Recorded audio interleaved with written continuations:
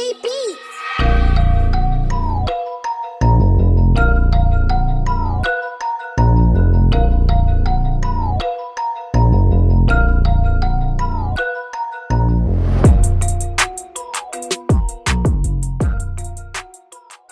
Okay, welcome back to another episode of Custom Cars, hosted by TNT.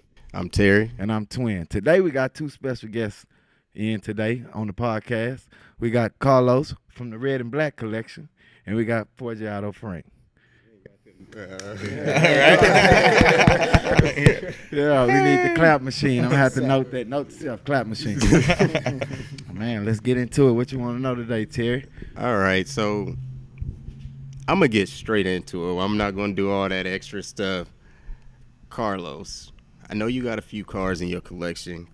Can you give me a breakdown of what you got in your collection and what's your pride and joy out of that collection? Okay. So I mean, if we're gonna talk about the collection, we gotta take a big picture and talk about everything from the top down.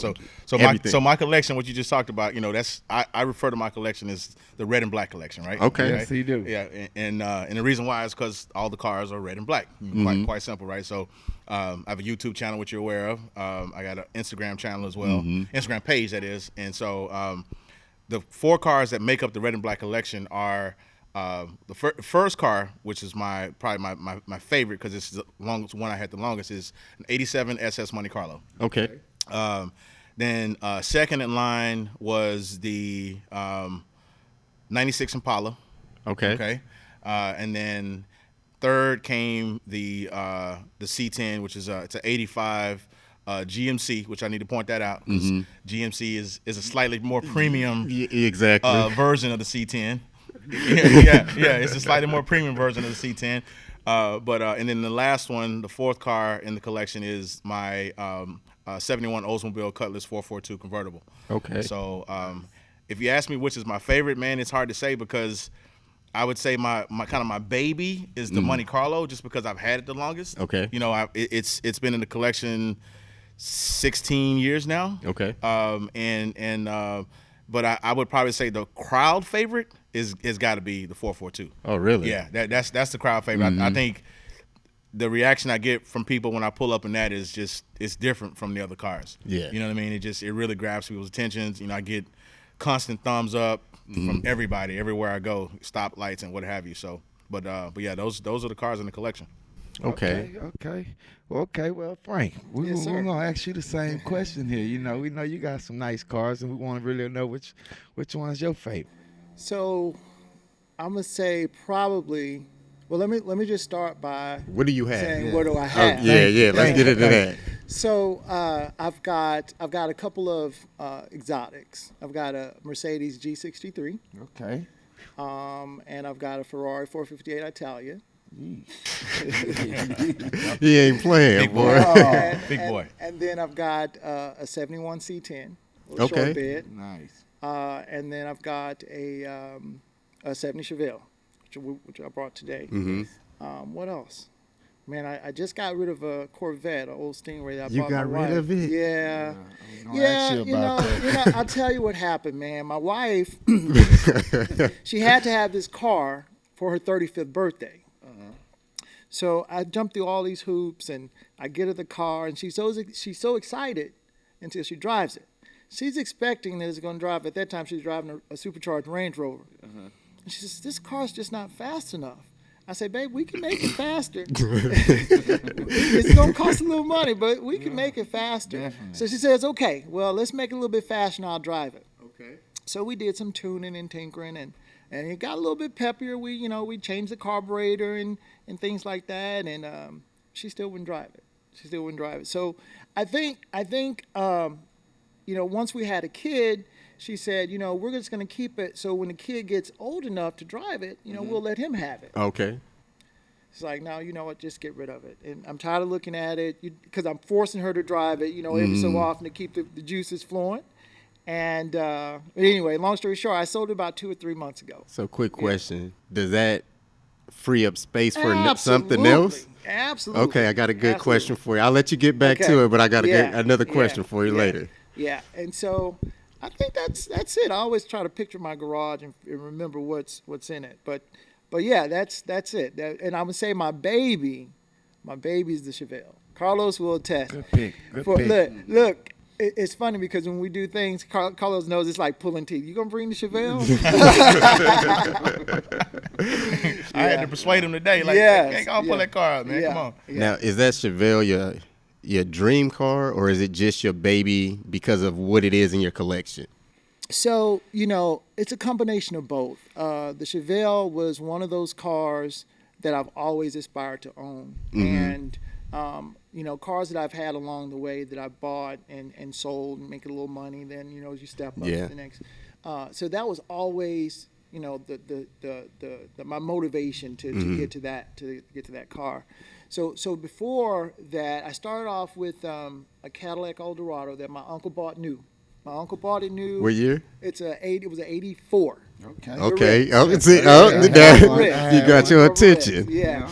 4100 motor in it, and he bought it new, and he's got 2 boys, and for whatever reason, man, they had no interest, and I did. I was just waiting for the opportunity, and so I got it, and that's where I really started kind of tinkering and getting into the hobby.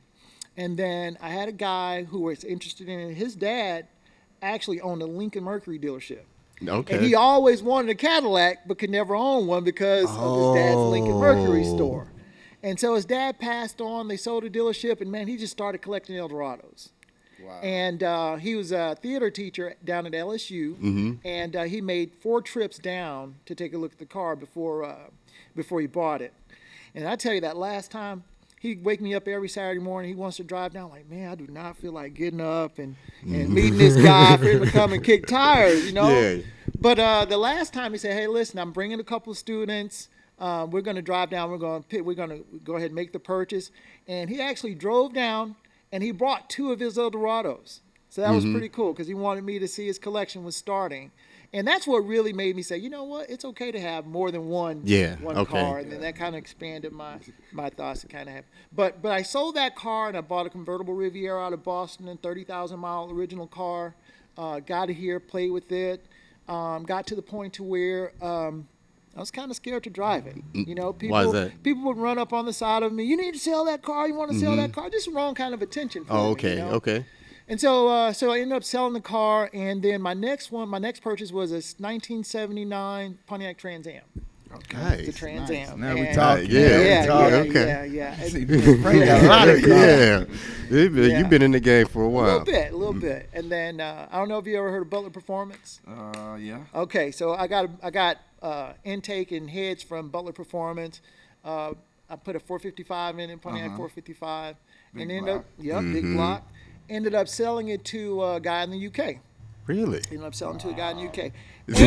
And I got all the money for it and enough to buy my Chevelle.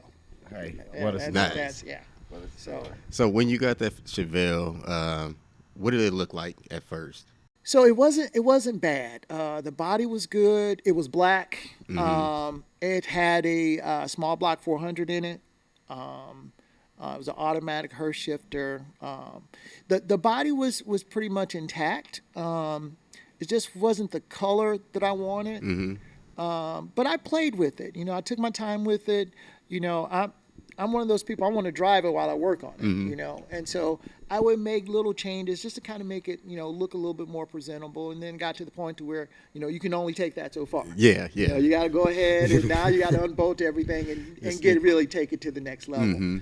And I had a vision, man, inspired by guys like Carlos and YouTube. You watch YouTube, you see, oh, shit.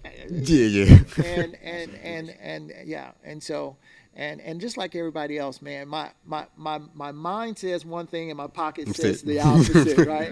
And so it's just been really a labor of love. And I think this particular car is the car that I've invested most in, not necessarily financial, but the mental anguish of dealing with shops and trying to find parts and all of that stuff. And a lot of times I think when you're building a car, and it's taken a long time, you go one direction and then something new comes out and you're like, oh crap, man, I could have waited. You know what I'm saying? Got this. And so it's a lot of that. You got to figure out which way do I continue on my path or take this new hot route. Absolutely. So but a lot of that, came with that particular car, and And so because of that, I would have to say that that's kind of my baby. Cause Okay. just, what comes with That's a it. nice choice. That's a nice choice. Carlos, man, I seen on YouTube, as well as the world did, that you put the ZL1 in the Monte Carlo. Yeah. So yeah, exactly right. So so the Monte Carlo that is actually the theme of the Monte Carlo. It's the ZL1 Monte Carlo, right? Told you. So So yeah. We got another question now. So that is the name of the car. It started out as Project T-Top. Oh yeah, I remember. It started out as Project That's T-Top right. because we did a T-Top conversion on it, right? That's right. Right. And so and then as I was gradually going through that process and we got the car pretty much complete as far as body work wise, it just all kind of came together. And I was like, you know what, man? I don't think I've ever heard of anybody doing a ZL1 Monte Carlo, right? And I was like, and I thought in my mind, I envisioned, what would GM do if this was 30 years ago and they had the ZL1 engine and everything, and they wanted to build a ZL1 version of a Monte Carlo, right. And that's kind of where it came from. Okay, the ZL1 Monte Carlo. So what it is, just to really qualify what it is actually it's a 6.0 LQ4 bottom end, right? Okay. So, but I've got a LSA or the ZL1 engine. I've got an LSA blower and heads on the top end, right? Okay. So we did a Texas Speed stage 3 cam. Okay. With the serious. Real serious. We did a Texas Speed LS3 cam. We did the matching spring kit to go with it as well. So we upgraded that. We're doing hardened push rods, flat top pistons. I mean, it's a full build. So yeah, all forged internals. Yeah, everything down to the crank. You know what I mean? Mm-hmm. And so the plan of the car was originally we were gonna do like maybe 600, 650. My buddy I'm working with, shout out to Texas Powerhouse, Rick over at Texas Powerhouse. Check them out on Instagram. Rick, he's a big proponent of Boost, and he loves Boost builds, right? And so he was like, man, if you go and get your blower ported and get your heads ported, you're capable of 1,000 horsepower. Yeah, right. Yeah, you're capable of 1,000 horsepower. We just got to build everything else to support it, all the supporting mods and whatnot. So then we went from like a regular pump gas situation to E85, we updating, we're upgrading. Yeah. I mean, you can't have her just sitting around racing in Carlos' future. Yeah, and I'm not a racer either. I told him, I said, bro, this will literally be the fastest car I've ever owned before. Because I've never been a big racer, but for some reason I kind of like the ideal of it. Now, I guess I kind of got bit by the whole dunk racing bug, and I've been watching them guys, and I'm like, okay, now obviously I'm not in their lane because they're like 1,400, 1,500, 2,000 horsepower cars. I'm not even in that vicinity. Yeah. But I'm good with like 800. I mean, that's like really more than what I need, honestly. Yeah. You know what I mean? So that's the process on the car. I mean, we're right now, honestly, I'm buying parts. It's so hard to get parts right now because a lot of stuff is back ordered. Mm-hmm. So every chance I get parts, and sometimes it's a back order for 2-3 months. Sometimes it's like indefinite. But right now the car is in my storage. Does not have an engine in it yet. Mm-hmm. Engine's on the engine stand. We're building the engine part by part, piece by piece. But I anticipate probably, I don't know, maybe end of the year, maybe if I'm lucky. I like the hood on it. Yeah. So man, I got to tell you about the hood. Okay. I like the hood. So the hood, man. So I have a '96 Impala as well, like I mentioned, right? So the '96 Impala has a ZL1 inspired hood on it, right? So if you're familiar with the ZL1 Camaros, it has that hood with the diffusers in it, right? Mm-hmm. So a guy out of California does really nice custom fiberglass pieces. He designed that, and that actually is the prototype. That's his prototype hood. Because it was the first one. So what happened was I was trying to build a car for a show and I needed it right away. And he was like, man, we just finished the mold and we sent them off to be manufactured, but they won't be back for weeks. All I have is our prototype sitting around in the garage, in the storage or whatever. And he said, if you want it, we'll clean it up for you and I'll ship it to you. So he sent me the prototype. And my guy was able to body work it and get it clean and everything, and so I put that on there. So when I did that, I said, I wonder what it would look like if I did something similar on the Monte Carlo. So that's and then I started thinking about this whole notion of having twins. You know, so I said, okay, well, if I'm going with the red and black theme, and I want these two cars to kind of be companions, let's go all the way with it. Let's do the hood, let's do the color matching, the scheme, everything. So that's where the hood came from. But that's a 3-piece hood. So my guys, it's a 3-piece hood. My guys over at Olympus Paint and Body, shout out to Olympus Paint and Body. They so what they did was on the hood, they took my stock hood. I ordered from the guy who I ordered the hood for the Impala. I ordered just the hood scoop, the ZL1 hood scoop, right? So he sent me that, and then I ordered a El Camino Choo Choo SS, a El Camino SS Choo Choo. I don't know if you're familiar with the El Camino SS. It basically looks like a SS Monte Carlo. Oh, okay, yeah. But it has a scoop on it, right? Yeah. So anyways, so you can buy just the scoop for that car. So I took the scoop from the El Camino Choo Choo SS. I took the ZL1 insert and my factory hood, and my guy made it all that together to make that hood. Oh wow! And Carlos just gave that game away right Yeah, here. I just gave. Y'all thank him later now. Y'all better start liking and subscribing. We getting game away. Yeah. So Hit that like button and share. So man, I got to tell you, man, I've had so many people ask about that hood. The wing on that car,